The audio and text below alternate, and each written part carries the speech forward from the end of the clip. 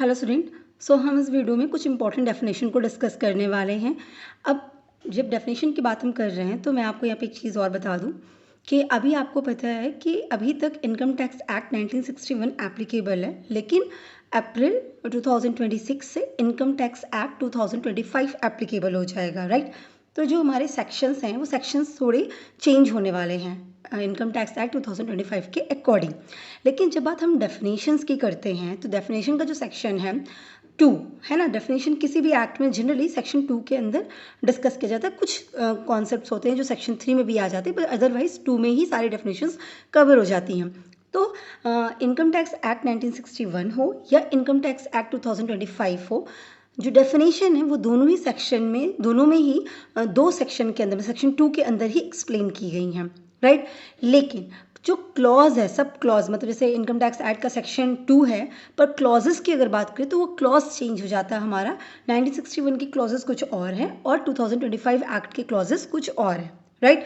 सबसे पहले हम अगर बात करें कि जो डेफिनेशंस आपको सिलेबस के अकॉर्डिंग पढ़नी है, उनका सेक्शन और क्लॉज इनकम टैक्स एक्ट 1961 के अकॉर्डिंग क्या है वो पहले हम देख लेते हैं। तो आपको जो पढ़ना है वो पढ़ना है एसएससी की डेफिनेशन। तो एसएससी को इनकम टैक्स एक्ट 1961 के सेक्शन 2 क्लॉज 7 में एक्सप्लेन किया गया है। असेसमेंट ईयर आपको पढ़ना है जो कि सेक्शन 2 क्लॉज 9 में एक्सप्लेन किया गया है। इनकम पढ़ना है जो कि सेक्शन 2 क्लॉज 24 में एक्सप्लेन किया गया है। पर्सन पढ़ना है जो कि सेक्शन 2 क्लॉज 31 में एक्सप्लेन किया गया है। और प्रीवियस ईयर आपको स्टडी करना है जो कि सेक्शन 3 में एक्सप्लेन किया गया है।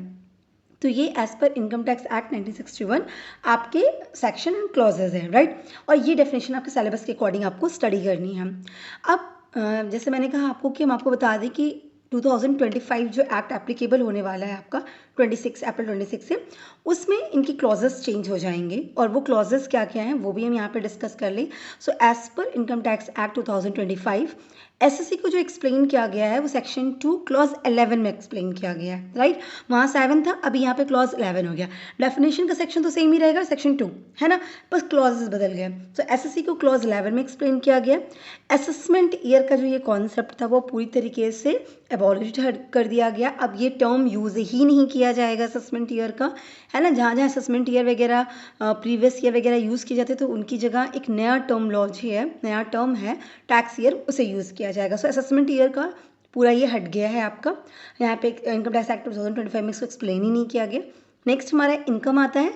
इनकम वहाँ पे सेक्शन 2 क्लॉज 24 में एक्सप्लेन किया गया था और 25 एक्ट में सेक्शन 2 49 क्लॉज के अंदर एक्सप्लेन किया गया है। पर्सन की जो डेफिनेशन है वो सेक्शन 2 क्लॉज 77 में एक्सप्लेन की गई है। वहाँ 31 क्लॉज था और यहाँ पे 77 क्लॉज हो गया, वहाँ पे पर्सन को एक्सप्लेन किया गया है। और जो प्रीवियस ईयर था हमारा सेक्शन 3 के अंदर, वहाँ पे हमें टैक्स ईयर को एक्सप्लेन किया गया। जैसे मैंने कहा नया टर्म यूज़ किया गया, दैट इज़ टैक्स ईयर। तो प्रीवियस ईयर और असेसमेंट ईयर इन दोनों की प्लेस पे टैक्स ईयर को यूज़ किया गया और टैक्स ईयर को एक्सप्लेन किया गया सेक्शन 3 के अंदर, जो कि पहले प्रीवियस ईयर को एक्सप्लेन किया जाता था। यहाँ तक बात क्लियर हो गई। अब बात करिएगा डेफिनेशंस की, तो डेफिनेशंस एग्जैक्ट वही सेम है, बस क्लॉज नंबर बदले हैं। पर अगर हम इनकम की डेफिनेशन देख लें, पर्सन की डेफिनेशन देख लें, एसएससी की डेफिनेशन देख लें, सेम है। और जब टैक्स ईयर की बात करें तो टैक्स ईयर की डेफिनेशन को हम आगे एक्सप्लेन कर दिए हैं, ठीक है। तो वो भी ऑलमोस्ट सेम चीज़ें हैं। मतलब जो 12 महीने का टाइम पीरियड होता है और आपका कैसे आपका मतलब कि कुछ न्यूली सेटअप बिजनेस का और जिनकी इनकम स्टार्ट अभी हुई है उनका टाइम पीरियड 12 मंथ से कम होगा, बस यही डेफिनेशन है। तो ये टैक्स ईयर भी को भी हम आगे एक्सप्लेन कर देंगे। तो ये हमारे पूरे सेक्शंस हो गए कि 1961 के हिसाब से और 25 एक्ट के हिसाब से, ठीक है। अभी सिलेबस के अकॉर्डिंग जो है आपका हम 1961 के अकॉर्डिंग जो भी एक्सप्लेनेशन है वो मेंशन किए जा रहे हैं उस सेक्शन के अकॉर्डिंग। लेकिन याद रखिएगा डेफिनेशन सेम है दोनों में ही, बस आपको क्लॉज नंबर याद करना है। अगर आप मेंशन करने जा रहे हैं as per income tax act 2025 तो आप क्लॉज नंबर सेक्शन 2 क्लॉज 11 डालिए एसएससी के लिए, है ना। और अगर आपको डेफिनेशन 1961 के हिसाब से करना तो वहाँ पे सेक्शन और क्लॉज वो लिखिएगा। डेफिनेशन सेम है, खाली आपको सेक्शन चेंज करने होंगे, मतलब क्लॉजेस चेंज करने होंगे। चलिए स्टार्ट करते हैं। सबसे पहले हम बात करेंगे एसएससी की, राइट। सेक्शन 2 क्लॉज 7 में एसएससी के बारे में क्या कहा गया कि एसएससी होता कौन है, ठीक है। सो एसएससी मीन्स वो पर्सन जिसको इनकम टैक्स एक्ट के अकॉर्डिंग कोई भी पैसा पे करना है, कोई टैक्स का अमाउंट है या कोई और सम ऑफ मनी है जो कि आपको पे करना है, जिसको पे करना वही पर्सन क्या कहलाएगा, एसएससी कहलाएगा, राइट। अब ये कुछ सम ऑफ मनी या कुछ अमाउंट ऑफ टैक्स आपको पे करना है या उस पर्सन को पे करना है, उसी को हम एसएससी कहेंगे। तो उसमें क्या क्या इंक्लूड किया गया वो यहाँ मेंशन किया गया, राइट। तो बोला गया पहला क्या कि every person in respect of whom any proceeding under this act has been taken for the assessment of. तो हर एक पर्सन, ठीक है, जिसके अगेंस्ट इस एक्ट के अकॉर्डिंग कोई प्रोसीडिंग चल रही है, मतलब किसी चीज़ की कैलकुलेशन हो रही है, कुछ टोटल किया जा रहा है कि भाई ये पे करना है, मतलब एसएससी मतलब जिनको पेमेंट करनी है, इस टैक्स ने, इस इनकम टैक्स एक्ट ने उनको बोल रखा है कि आपको कुछ पेमेंट करना है, ठीक है।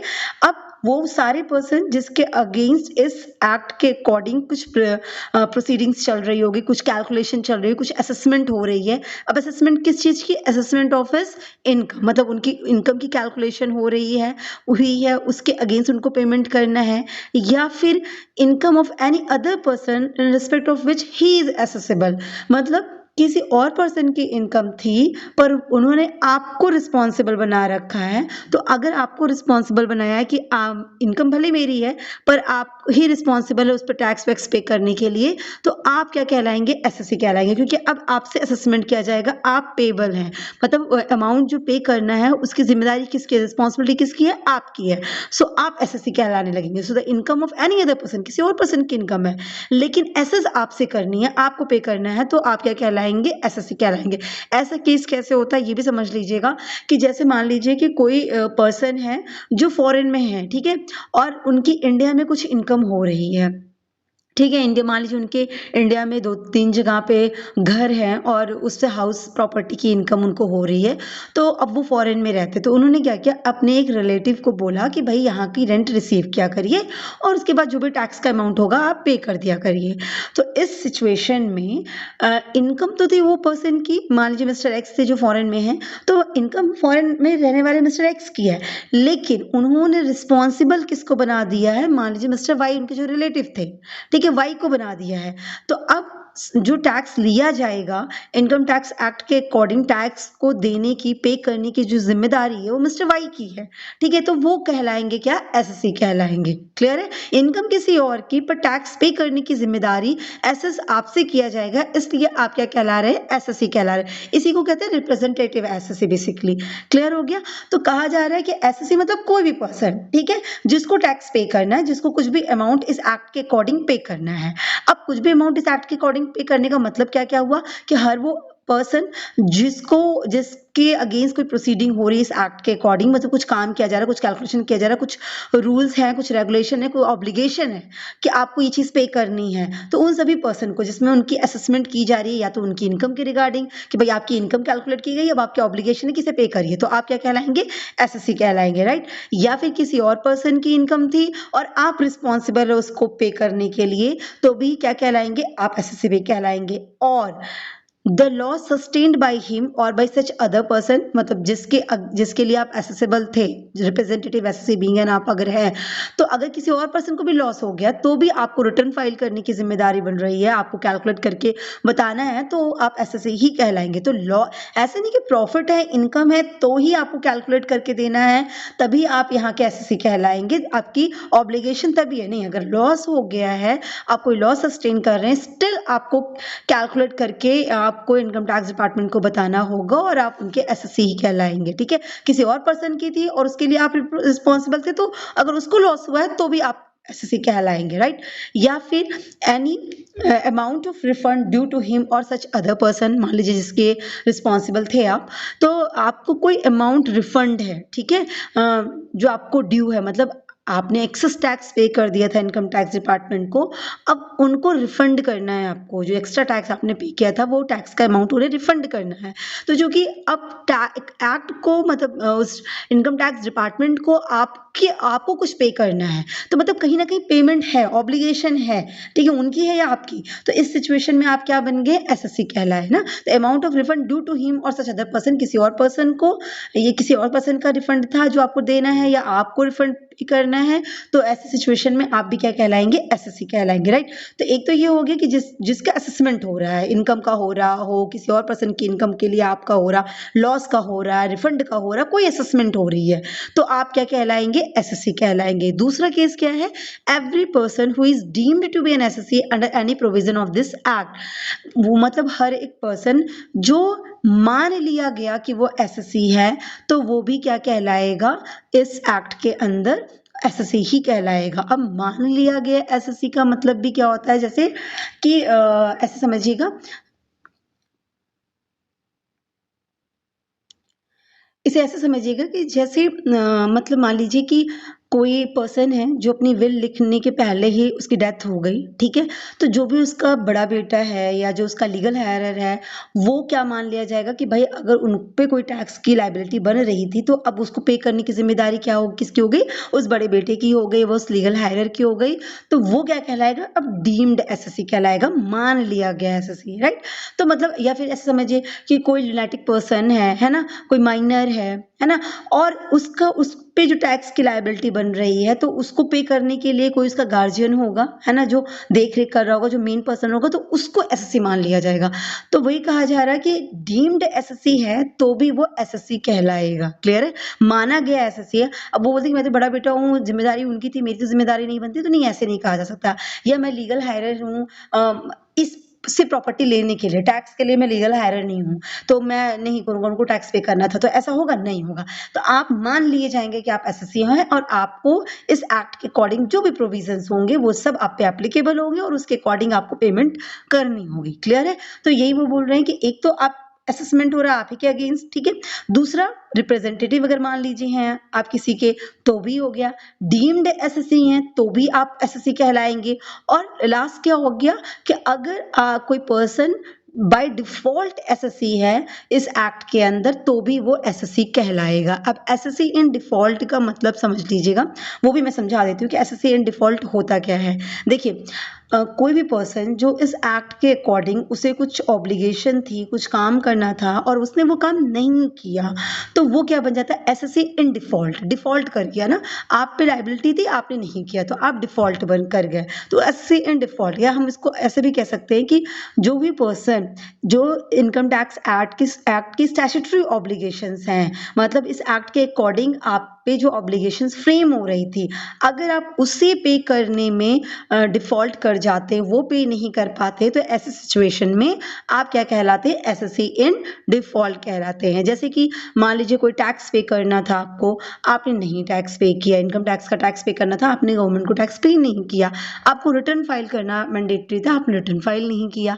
या आप ऐसे समझिए कि आप लाइबल थे कि आप टैक्स को कट करें, टीडीएस कट करें, है ना, किसी को आप पेमेंट करते हैं, तो उस केस में आपको टीडीएस डिडक्ट करना था, और आप टीडीएस डिडक्ट नहीं किए, तो आपकी ऑब्लिगेशन थी कि भाई इतना पेमेंट हो रहा, तो टीडीएस डिडक्ट होना चाहिए था, और आपने वो काम नहीं किया, तो अब आप क्या बन गए, एसएससी इन डिफॉल्ट। क्लियर है, सो एसएससी समझ में आ गया। एसएससी अगर सेक्शन 2 और क्लॉज 7 के अंदर आपको समझना है, तो कोई भी पर्सन जिसको कोई भी सम ऑफ मनी इस एक्ट के अंदर पे करनी है, वो सब एसएससी कहलाते हैं। ठीक है, अब इसमें इंक्लूड कौन कौन हो गए, जिसके अगेंस्ट कोई भी असेसमेंट हो रहा हो, कोई कैलकुलेशन हो रही है उसकी इनकम को लेके कि उसको टैक्स पे करना है, किसी और की इनकम के लिए वो रिस्पॉन्सिबल है, उसको करना है, कोई लॉस है वो करना है, कोई रिफंड का अमाउंट है उसकी कैलकुलेशन हो रही है, बेसिकली कोई पेबल है, ठीक है, या वो डीम्ड एसएससी है या वो डिफॉल्ट इन एसएससी है, वो सब क्या कहलाते हैं, एसएससी कहलाते हैं। ठीक है, आई होप एसएससी क्लियर हो गया होगा।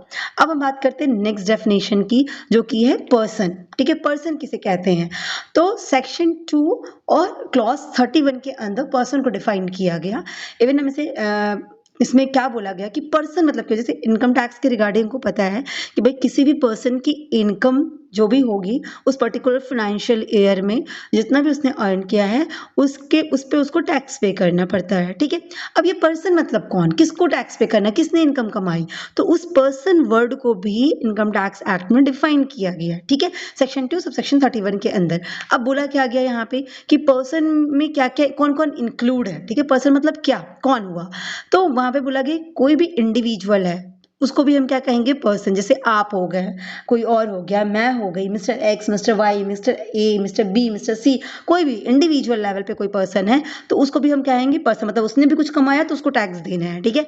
या हिंदू अनडिवाइडेड फैमिली, HUF जिसे कहते हैं, तो अगर हिंदू अनडिवाइडेड फैमिली है, HUF की तरह आपका कोई काम हो रहा है तो भी आप क्या कहला रहे हैं, पर्सन, और आपने जो भी कमाया उस पर आपको इनकम टैक्स पे करना होगा, मतलब आप पर्सन की कैटेगरी में आते हैं और आपको टैक्स देना होगा, ठीक है। अब हिंदू अनडिवाइडेड फैमिली को भी एक आगे एक्सप्लेनेशन में दिया गया कि HUF मतलब कौन होता है, दया भागा कैसे अप्लाई होता है, मिताक्षरा स्कूल क्या होता है, लॉ ऑफ मिताक्षरा क्या होता है, लॉ ऑफ दया भागा क्या होता है, वो सब भी वहां पे एक्सप्लेन करके बताया गया। तो बेसिकली HUF अगर है तो भी आपको आपकी इनकम पे आपको टैक्स देना, तो आप पर्सन कहलाएंगे।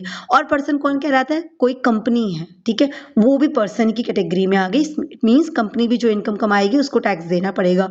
कोई फर्म है, ठीक है, जैसे कहते हैं पार्टनरशिप फर्म है, LLP फर्म है, कोई भी फर्म है वो भी पर्सन ही है, ठीक है। जहां जहां भी इनकम टैक्स एक्ट में पर्सन वर्ड यूज किया गया वहां आप समझ जाइएगा कि उस पर्सन का मतलब हुआ ये सब लोग, ऐसा नहीं कि वहां स्पेसिफिकली कंपनी बोला जाएगा तब कंपनी पे एप्लीकेबल होगा, इंडिविजुअल बोला जाएगा तो इंडिविजुअल पे एप्लीकेबल होगा, नहीं, अगर पर्सन लिख दिया गया तो मतलब ये सारे लोगों पे एप्लीकेबल हो जाएगा। क्लियर है, तो कौन कौन हो गया, इंडिविजुअल हो गई, HUF हो गई, कंपनी हो गई, फर्म हो गई, एसोसिएशन ऑफ पर्सन मतलब AOP या बॉडी ऑफ इंडिविजुअल BOI, जो कुछ दोनों में से जो भी हो, ठीक है, वो भी क्या कहलाती है, पर्सन कहलाती है। इसके अलावा लोकल अथॉरिटीज है ना, लोकल अथॉरिटीज का मतलब आप समझिएगा जैसे आपकी म्यूनिसिपल कॉर्पोरेशन वगैरह हो गई ना, म्यूनिसिपैलिटी वगैरह हो गई, ये सब भी आपका क्या कहलाती हैं, लोकल अथॉरिटीज कहलाती हैं। इसके अलावा कोई भी आर्टिफिशियल जुडिशियल पर्सन, जो अभी तक की जितनी भी 6 कैटेगरीज दी गई हैं, जो भी सब क्लॉजेस दिए गए हैं उसके अंदर जो नहीं मेंशन किया गया है वो कहाँ आ जाएंगे, इस क्लॉज के अंदर आ जाएंगे और वो भी क्या कहलाएंगे, पर्सन कहलाएंगे, ठीक है। जैसे कोई चैरिटेबल इंस्टीट्यूट हो गई या कोई स्टैट्यूटरी कॉर्पोरेशन हो गई, ठीक, तो ये लोग आर्टिफिशियल जुडिशियल पर्सन हो गए, है ना, तो इनको भी क्या कहा गया, पर्सन कहा गया। क्लियर है, तो ये सारे लोग किस में आ गए, पर्सन की कैटेगरी में आ गए, individual, HUF, company, firm, AOP, BOI, local authority और आर्टिफिशियल जुडिशियल पर्सन, ये सब के सब पर्सन कहलाते हैं। सो अभी मैं यहाँ पे बॉडी ऑफ इंडिविजुअल और एसोसिएशन ऑफ पर्सन बेसिकली क्या होते हैं इनको भी थोड़ा सा डिफ्रेंशिएट करते हुए समझा देती हूँ। देखिए, जब बात बॉडी ऑफ इंडिविजुअल की करते हैं तो बॉडी ऑफ इंडिविजुअल को जो फॉर्म किया जाता है वो इस पर्पज़ के लिए किया जाता है कि सोसाइटी के लिए कुछ वेलफेयर का काम कर सके, मतलब कि कुछ अच्छा काम कर सके, नेक काम जिसे कहते हैं आप कर सके। इनका ऑब्जेक्टिव ये नहीं होता कि हमको इनकम कमाना है, ठीक है। तो इस तरह से जब इंडिविजुअल्स एक साथ आते हैं, है ना, याद रखिएगा, इंडिविजुअल्स जब एक साथ आते हैं तो हम उनको बॉडी ऑफ इंडिविजुअल कहते हैं। बॉडी ऑफ इंडिविजुअल के जितने भी मेंबर्स है बेसिकली वो कौन होंगे, इंडिविजुअल होंगे, मतलब इंडिविजुअल्स ही एक साथ आके बॉडी ऑफ इंडिविजुअल को फ्रेम करेंगे, इनकॉर्पोरेट करेंगे और देन वो उनका पर्पस होगा कि सोसाइटी के लिए कुछ काम करें, इनकम कमाना पर्पस नहीं होगा, तो उनको हम बॉडी ऑफ इंडिविजुअल कहते हैं। वहीं बात अगर एसोसिएशन ऑफ पर्सन की कहें तो एसोसिएशन ऑफ पर्सन, पर्सन का एसोसिएशन, अब पर्सन तो मतलब ये सारे लोग हो सकते हैं, सो एसोसिएशन ऑफ पर्सन जो होता है उसका मतलब मेन ऑब्जेक्टिव होता है कि भाई इनकम कमाएं, ठीक है, वो स्पेसिफिक पर्पस के लिए एक साथ आए और उनका ऑब्जेक्टिव है कि भाई इनकम कमाना है, ठीक है।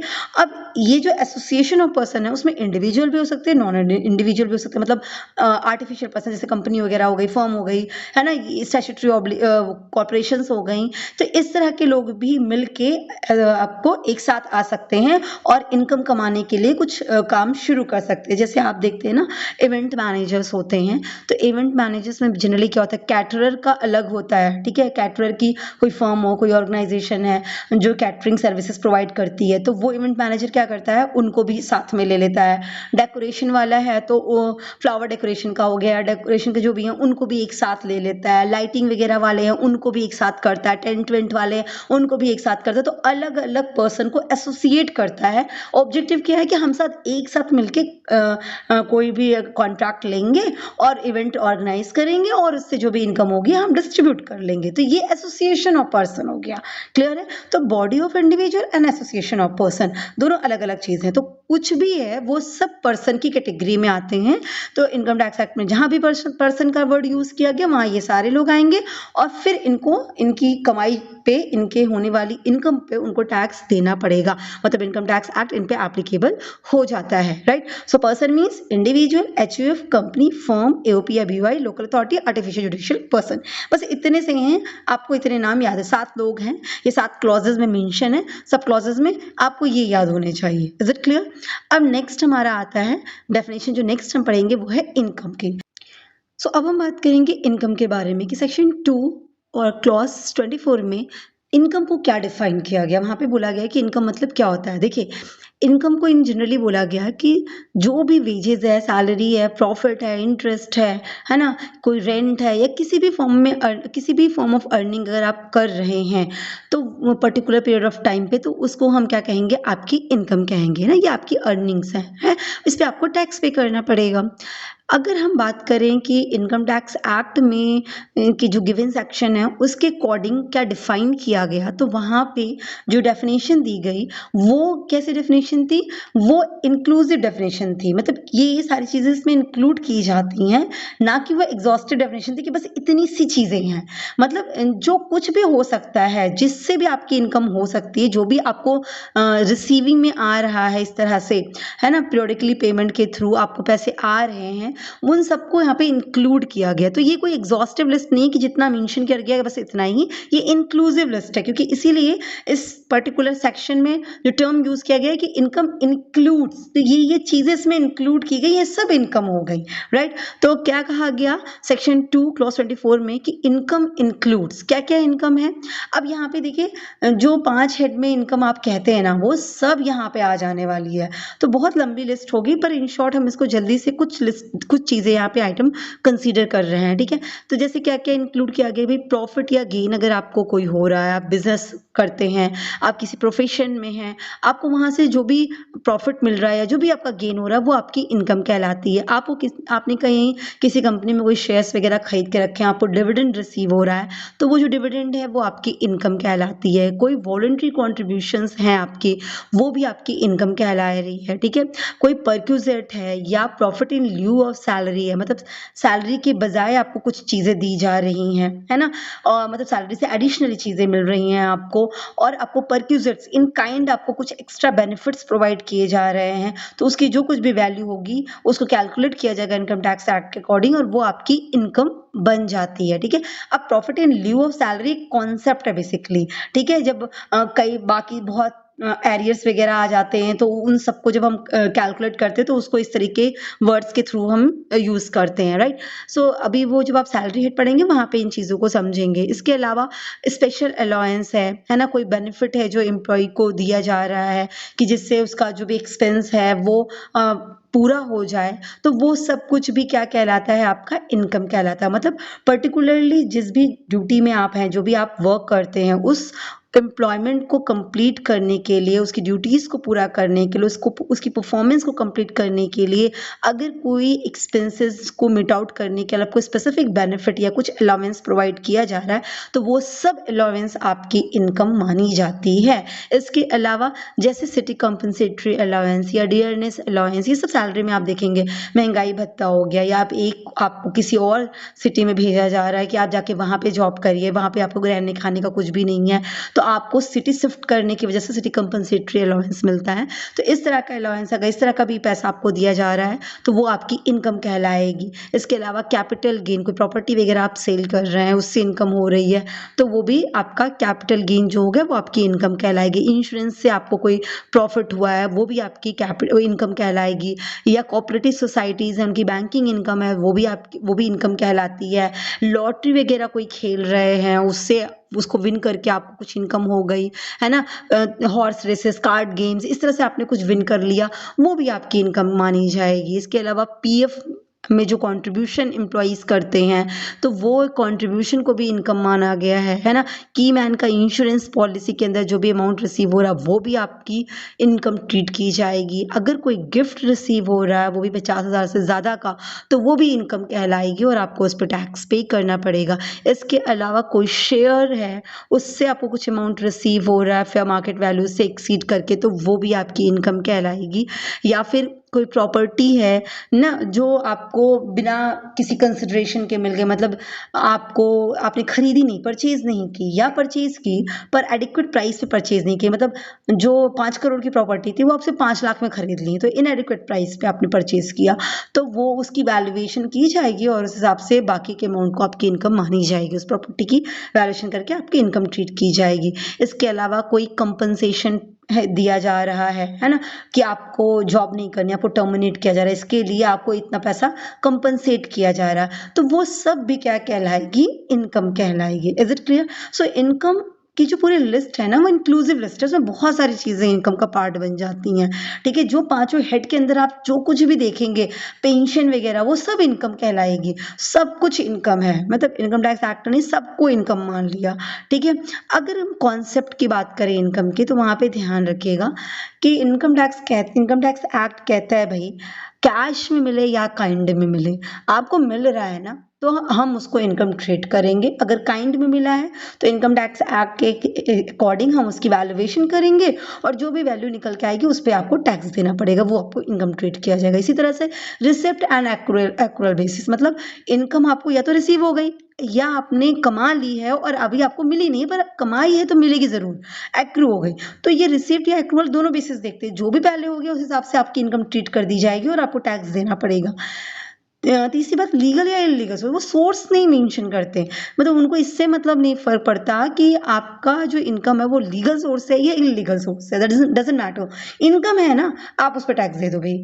ठीक है, इसके अलावा टेम्परेरी या परमानेंट नेचर, ये भी नहीं देखते कि ये जो पर्टिकुलर आपको पैसे आ रहे हैं वो टेम्परेरी नेचर के आज आ रहे हैं, हो सकता है मतलब ये 6 महीने के लिए, उसके बाद शायद ये पैसे ना आए, या जैसे आपने कोई लॉटरी विन की, तो लॉटरी आप हमेशा थोड़ी विन करेंगे, टेम्परेरी नेचर का है, आपको एक बार विन कर लिया बस हो गया, आपको हर बार थोड़ी ना आपकी लॉटरी निकल जाएगी। या आप कार्ड गेम खेलते हैं, आपको एक बार में बहुत सारा पैसा मिल गया है ना, जैसे आप ये सब गेम के और ये सब ऐप वगैरह देख रहे हैं ना, गेमिंग ऐप वगैरह, तो आप इस तरह से किसी ऐप में रहे हो और आपको पैसे मिल गए, बहुत सारा प्राइज आपने जीत लिया, तो ये सब टेम्परेरी नेचर का है, परमानेंट नेचर का तो नहीं है, रेगुलर बेसिस पे तो नहीं पैसा आने वाला है, but still income tax department कहती है कि भाई टैक्स दे दो आप, टेम्परेरी हो परमानेंट नेचर डजंट मैटर, आप टैक्स दो।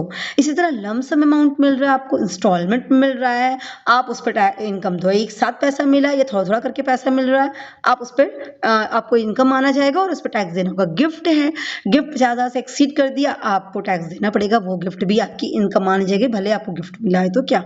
इसी तरह रिवेन्यू है या कैपिटल नेचर का है, वो उतना मैटर नहीं करता, आपको कैपिटल नेचर का होने के बाद भी, जैसे कैपिटल गेन की चीज़ें जितनी भी आती हैं आपने देखा होगा, तो वो सब भी आपकी इनकम मानी जाएगी और उस पर आपको टैक्स देना पड़ेगा। तो ये बेसिकली इनकम के रिगार्डिंग कॉन्सेप्ट हो गया। आई होप आपको क्लियर हुआ होगा कि एसएससी किसे कहते हैं, पर्सन किसे कहते हैं और इनकम किसे कहते हैं। सेक्शंस भी याद रखेंगे, 2 तो सबको याद रखिएगा, 7 आपका एसएससी का हो गया, 31 आपका पर्सन का चला जाएगा और 24 आपका इनकम का चला जाएगा। इस तरह से याद करेंगे, चीज़ें आपको याद हो जाएंगी। Wish you all the best, thank you so much.